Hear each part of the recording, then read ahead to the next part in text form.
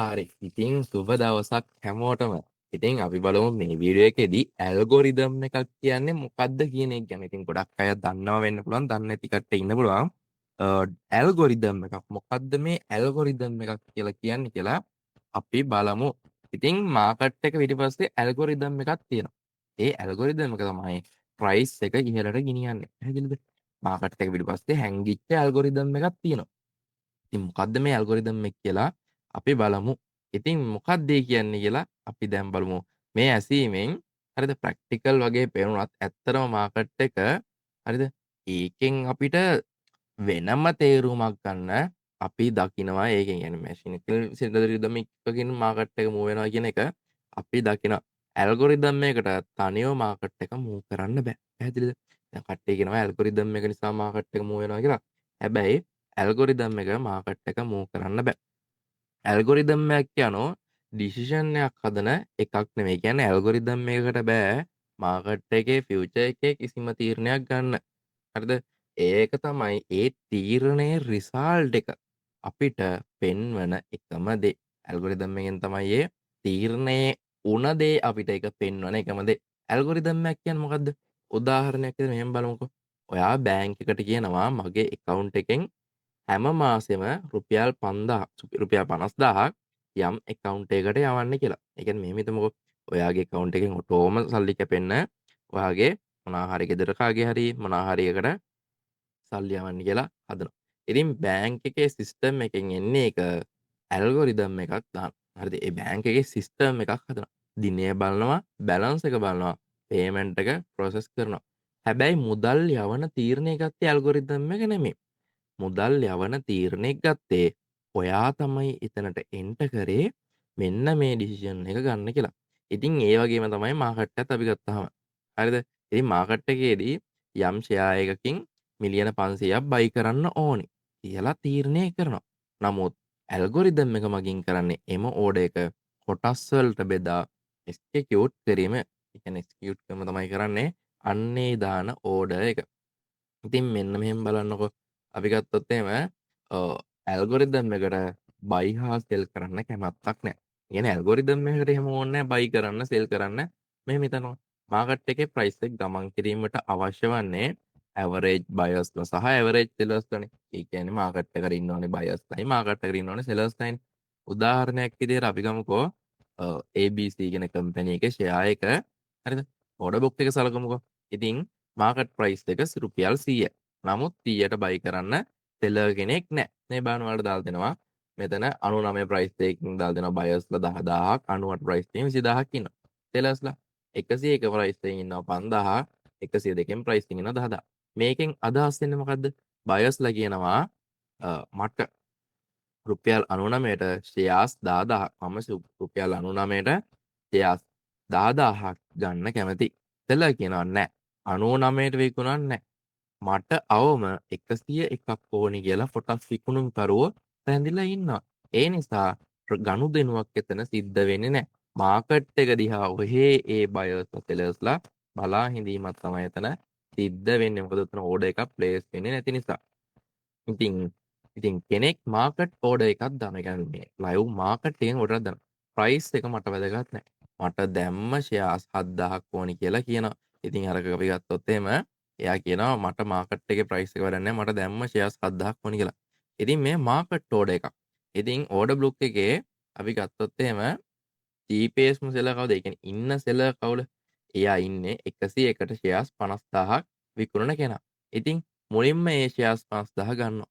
ඉතින් තවත් ෂෙයාර්ස් 2,000ක් ඕනේ. ඊළඟ සෙලර් ඉන්නේ 102. ඉතින් ඉතුරු ෂෙයාර්ස් ටික 2,000න් ගන්න 102ට මාකට් එක ගමන් කරනවා.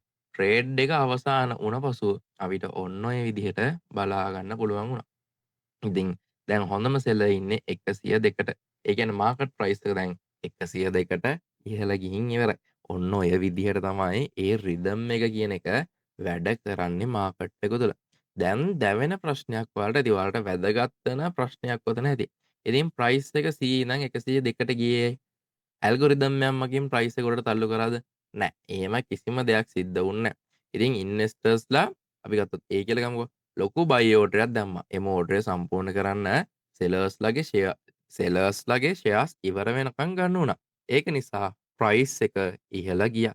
ප්‍රයිස් එක ඉහළ ගියේ ඩිමාන්ඩ් එක වැඩි වුණ නිසා. ඉල්ලුම වැඩි වුණා එතන බයර්ගේ තියෙන. ඉතින් මිල වැඩි වුණා. කෙනෙක් මාකට් සෙල් ඕටයක් දානවා කියමුකෝ. දැන් ඉන්වෙස්ටර් B කියනවා මට ෂෙයාර්ස් 15000ක් දැම්ම විකුණන්න ඕනි කියලා. බයර් කියන්නේ රුපියල් 99ට ෂෙයාර්ස් 10000යි රුපියල් 98ට ෂෙයාර්ස් 20000යි. ඉතින් මුලින්ම 99 ගාන ගන්න බලාගෙන ඉන්න බයර්ට ෂෙයාර්ස් 10000ක් විකුණුණා. ඊට පස්සේ තව ෂෙයාර්ස් 5000ක් විකුණන්න තියෙනවානේ. අර අපි ගත්තොත් එහෙම 15000නේ තියෙන්නේ. 5000 විකුණන්නේ. ඉතින් ඊළඟ බය ඉන්නේ 98ට. ඉතිරිය එන්නේ 5000 ගිල්ලා 98 ගානක විකුණලා තමයි මාකට් එක නැවත පැමිණීමක් සිද්ධ වෙන්නේ. ඉතින් ට්‍රේඩ් එකෙන් පස්සේ 99 ගානට බයගේ ලෝඩ එක ෆිල් කරලා ඉවරයි. ඉතින් බෙස්ට් බය දැන් ඉන්නේ 98 කියන ප්‍රයිස් එකේ. මේ නිසා මාකට් එක ප්‍රයිස් එකට 98ට පහළට යනවා. ඉතින් මෙහි වැදගත්ම පාඩම වෙන්නේ බොහෝ අය කියනවා ඇල්ගොරිදම් එක මගින් ප්‍රයිස් එක පහළ දැම්මා කියලා. ඉතින් එහෙම වැරදියට තේරුම් ගන්න එපා. ඇල්ගොරිදම් එකෙන් අපිට පෙන්වන්නේ ඒ උන සිද්ධිය ඇතුලේ උන දේ පෙන්වන්නේ. ඉතින් නමුත් ඇත්තටම සිදුවනේ කෙනෙක් විශාල ඕඩර් එකක් දැම්මා. එහෙම ඕඩර් එක ඉටු කරන්න බයර්ස්ගේ ඕඩර් එක එතන මැචින් වීමක් තමයි සිද්ධ වුනේ. ඒක නිසා ප්‍රයිස් එක පහළ ගියා. ඇල්ගොරිදම් එකෙන් කරේ ඒ ඕඩර් එක එක්සිකියුට් කිරීම පමණයි. ඉතින් ප්‍රයිස් එක වෙනස් කරේ බය හා අතර සෙලර්ස් අතර ඇති ඩිමාන්ඩ් එක හා සප්ලයි අසමතුලිතතාවයයි. ඉතින් ඒක නිසා අනි ඇල්ගොරිදම් එකකට මාකට් එක දුවනවා කියන්න බෑ කාටවත්. මේකේ සනිකරම මාකට් එක මූව් වෙන්නේ බයර්ස්ලා සෙලර්ස්ලාගේ තියෙන තීරණ නිසා. ඉතින් 2020 2022 CSD බුල් මාකට් එක යමුකෝ අපි උදාහරණයක් විදියට මාකට් එක පම්ප් වුණානේ. ඉතින් කොවිඩ් ක්‍රයිසිස් එක පස්සේ ෂෙයා මාකට් එකේ විශාල ලෙස මිල ගියා. එතකොට ගොඩක් අය හිතුවා මාකට් එක මැනිපුලේට් කරනවා කියලා. හරිද? සිස්ටම් එකෙන් ප්‍රයිස් එක ඉහළට අරන් යනවා කියලා. නමුත් ඇත්තටම උනේ මොකද්ද? අලුත් ඉන්වෙස්ටර්ස්ලට විශාල ලෙස පැමිණියා. මේක නිසා මාකට් එකේ ලික්විඩිටි වැඩි වුණා. ඉතින් මොකද ඒ දවස්වල කට්ටියට ආරංචි වුණා ෂෙයා මාකට් එක වැඩිලා තියෙන්නේ මේ වෙලාවේ අරන් තියාගන්න එකක් තමයි කියලා ගොඩාක් කට්ටියට ඔන්න ඔය වගේ ආරංචිව නිසා ගොඩක් කට්ටිය මාකට් එකට ආවුණා. ඉතින් මිනිස්සු ෂෙයා එක ගන්න අවශ්‍යතාවයක් ඇති වුණා. ඒ කියන්නේ මිනිස්සු මාකට් එක මාර ඉන්ට්‍රස්ට් මේ වෙලාව හොඳ තැනක් කියලා දැක්කා. ඉතින් මොකක්ද උනේ අවශ්‍යතාවය තුන මේ නිසා ඩිමාන්ඩ් එක වැඩි වුණා. ඉතින් රිසල්ට් එක උනේ මොකද ඉල්ලුම වැඩි වෙද්දී මිල වැඩි වෙනවා. ඉතින් පැනික් වෙලා ගන්න අය ඔය අතරේ නැතුවම නෙමෙයි. ඉතින් ඔය දේ තමයි දිගටම සිද්ධ වෙන්නේ. මාකට් ක්‍රෑෂ් එකකදී ඇල්ගොරිදම් එකකට බයක් ඇති කරන්න බෑ.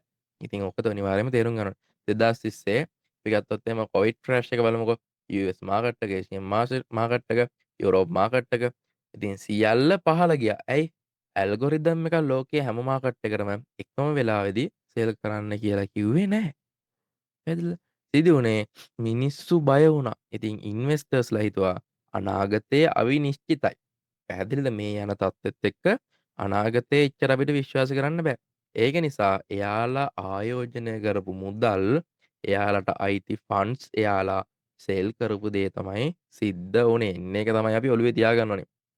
ඉතින් ඇල්ගොරිදම් එකක් තිබුණත් ප්‍රයිස් එකේ ඩිසිෂන් එක තීරණය කරන්නේ මිනිස්සුම තමයි. ඇල්ගොරිදම් එක කියලා පෙන්වන්නේ ඒ තීරණේ අපිට පෙන්වන විදිහ. ඉතින් අපි ගත්තොත් එහෙම ඔය ගත්තොත් එහෙම හෙජ් ෆන්ඩ් ට්‍රේඩින් හරිද? ඉතින් ඔය හෙජ් ෆන්ඩ් තියෙන ට්‍රේඩින් ගැන අපි හිතමු HFT. අපි එහෙම ගැන හිතලා බලමු. ඉතින් HFT ඇල්ගොරිදම් වලින් ඔය ගත්තොත් එහෙම අඩුම ටයිම් ෆ්‍රේම් එක කියන්නේ මිලිසෙකන්ඩ් තරම් අඩු කාලයකදී එයාලා ට්‍රේඩ් කරනවා. හරිද? ඉතින් අපි ගත්තොත් එහෙම ඕඩර් බුක් ඇනලයිස් කරනවා. ඉතින් ස්ප්‍රෙඩ් එක කැප්චර් කරනවා. ඉතින් නමුත් ඇල්ගොරිදම් එකට ඉතින් අපි ගත්තොත් එහෙම ඔය ඇල්ගොරිදම් එකට එහෙම රීසන් එකක් කියලා ගත්තොත් එහෙම කිසිම ෆන්ඩමෙන්ටල් නැත්තම් වෙන මොනවා හරි එහෙම රීසන් එකක් නැහැ. හරිද? මේ කම්පැනි එක හොඳයි හෝ මේ කම්පැනි එක නරකයි කියන රීසන් එකක් ඔතන හිතා ගන්න බෑ. ඒ කරන්නේ ප්‍රෝග්‍රෑම් කරලා එතන ඒ අපි ප්‍රෝග්‍රෑම් කරපු රූල්ස් වලට එතන යාළුවගේ ඒ කියන්නේ ප්‍රෝග්‍රෑම් කරපු එතන රූල්ස් එකට අනුව එතන වෙන සිද්ධිය ඒකෙන් කැල්කුලේට් කර ගැනීමක් පමණයි. ඔන්න ඔය දේ තමයි සිද්ධ වෙන්නේ. ඇල්ගොරිදම් එකක් මාකට් එක මූව් කරනවා නම් ලෝකයේ තිස් සියලුම ඇල්ගොරිදම් තියෙනවා. හරිද? ඒක ඇල්ගොරිදම්. ඇයි හැම මාකට් එකකටම හැමදාම මිල ඉහළ යන්නේ නැත්තේ? ඇල්ගොරිදම් එකෙන් මාකට් මූව්මන්ට් එහෙම වෙන්නේ නැහැ. ක්‍රෑෂ් වෙනවා. හරිද? බෙයා මාකට් වෙනවා. හරිද? ඉතින් ඔන්න ඔය කියන දේවල් මාකට් එකේ සිද්ධ වෙනවා. ඉතින් හේතුව ඇල්ගොරිදම් එක නෙමෙයි මාකට් එක මූව් කරන්නේ. ඒ කියන්නේ මාකට් එක මූව් කරන්නේ මිනිස්සුන්ගේ ගන්න තීරණ තමයි මාකට් එක මූව් කරන්න ප්‍රධානම හේතු වෙන්නේ.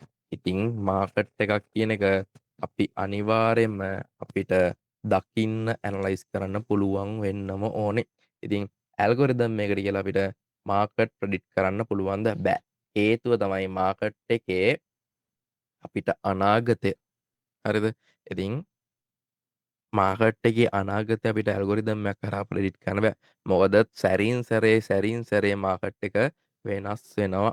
ඉතින් ඒක නිසා අපේ ගන්න ඩිසිෂන් සම්පූර්ණයෙන්ම අසාර්ථක වෙනවා. ඉතින් මොකද ඉන්වෙස්ටර්ස්ලාගේ හිතන විදිය වෙනස්. එතකොට ඉකොනොමික් ක්‍රයිසිස් එක වෙනස්. එතකොට ඔය නිවුස් ගත්තොත් එහෙම වෙන සිද්ධිය වෙනස්. ඒ කියන්නේ බයර්ස්ලාගේ සෙලර්ස්ලාගේ හැසිරීම වෙනස් වෙනවා.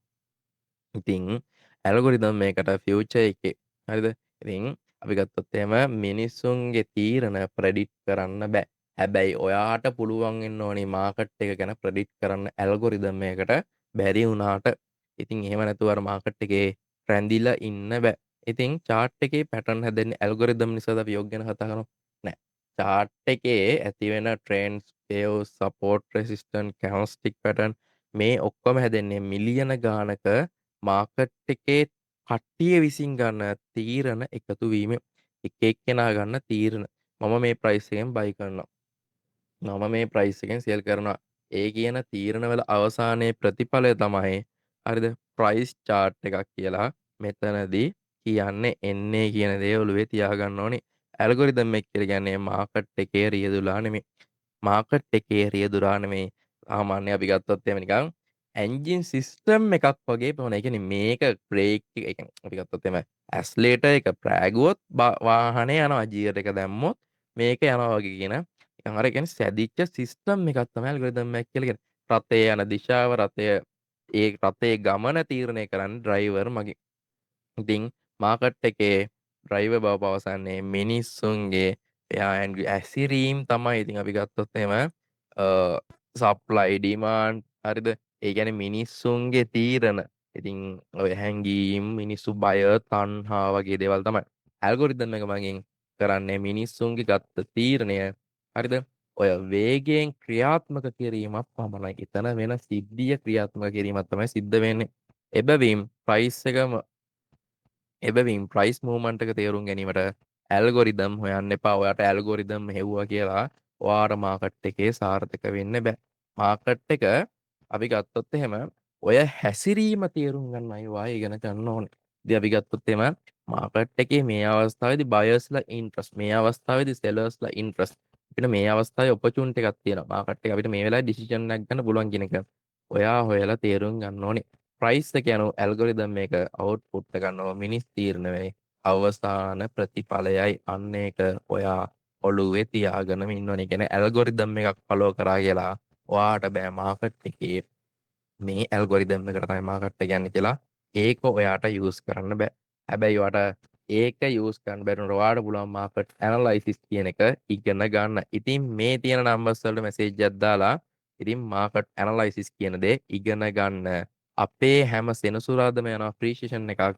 ඉතින් ෆ්‍රී සෙෂන් එකකට ජොයින් වෙලා බලන්න ඔයාට කොච්චර දෙයක් ඒ සෙෂන් එකකින් ඉගෙන ගන්න පුළුවන් වෙයිද කියලා. ඉතින් නම්බර්ස් තියෙනවා කතා කරලා දැම්ම ජොයින් වෙලා බලන්න අපේ තියෙන ෆ්‍රී සෙෂන් එකකට ඔයාලට කොච්චර ලොකු දැනුමක් ඒ සෙෂන් එකේදී අපි අරගෙන ඇවිත් තියෙනවද කියලා. ඉතින් මාකට් ඇනලයිසිස් ඉගෙන ගන්න මාකට් එකේ ඇත්තටම වෙන දේ දැනගන්න මේ නම්බර්ස් වල මැසේජ් දාලා ඩීටේල්ස් දැනගන්න.